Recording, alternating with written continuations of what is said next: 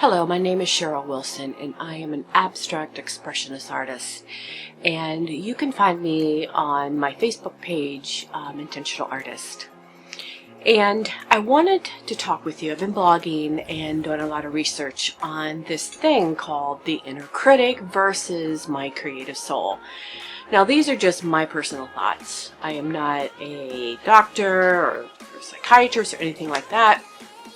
I just know that at my age, I was having some issues with going into my art studio and having these thoughts that were stopping me from being creative. And so I wanted to figure out what they were. I always thought that I was being negative. And I would tell myself, okay, don't be negative. Well, I learned that that's easy to say, but how do I stop that? And I know along the way, people have imparted wonderful meaning, people, and events. I've had a lot of losses in my life, but these events have imparted fears in my life, have imparted some sayings in my life that have stuck. And in turn, they pop up. In fact, let me tell you a story. There was, I guess, months I would wake up in the middle of the night and I would have this reoccurring thought, and I thought it was just a negative thought. It's something in my life that I have to change. And actually what it is cleaning out my storage area because I'm paying for it. Anyway, too much information. But I would wake up. Why this thought came into my mind, I don't know. I think along the way someone said, you're paying for a storage area that you barely look at. So that's just an example. You have these thoughts that come up in your mind. And it's now I've learned to call it my inner critic. I also learned one important thing. My inner critic and my creative soul, they cannot coexist at the same time. So if my inner critic is active, then I cannot be creative in my art studio. I can't even do any journaling.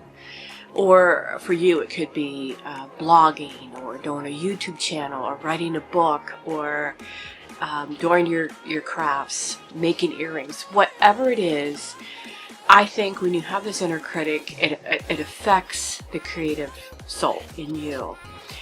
So from what I've been learning, it's a practice as I'm doing on a sometimes daily, hourly basis, is I'm accepting that I have this inner critic. It's in my life. She's wonderful. And she will come up sometimes in the middle of the night or in the morning. So say it's in the morning, I say, okay, come and have a cup of coffee with me. Let's have breakfast. And then now you've got to go. You've got to, get away.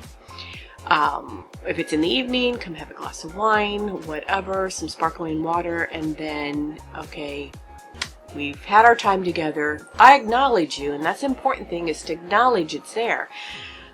I can't honestly say that they're all negative feelings, because these are just feelings that may not be necessarily negative. They may be fear or something else, whatever it is in your life. But you acknowledge it, and then you go away. Okay, it's there. Now go take a hike. Because if you don't have that ritual in your life, or that ritual that you do, for me, to make that conscious effort to separate the two, because in my world, and I really think this happens to a lot of people, they cannot be in the same world or at the same plane. So when I go into my art studio, that inner critic has got to go sit in the living room or sit at the breakfast table, because it's not coming with me into my art studio. And when I create, it's going to be my creative soul and my creative soul only. So I don't know if that helps. And as I study this down the line, and I'm sure there's much more information out, there's a lot of artists that know a lot more about it than I do. I hope to share what I'm learning. I mean, here I am in my 60s now, and this is something that I've just decided to get a hold of. And I am not what I've always considered. Let me go the other way. I've been a very positive person. Most people would say I'm upbeat positive. In fact, if I walk in a room and I'm not smiling, everyone says, "What's wrong with you?" So to have that part of my life be something that I want to get a total control of, I'm just really happy that I've learned a way. So I hope this has helped. Let me know if it's something that you want me to share more about. Certainly read my blogs. I put it out on the blog first, but I want it to help you. I want it to be something that you can put into your practice and be more creative in your creative journey. So I hope that's helped.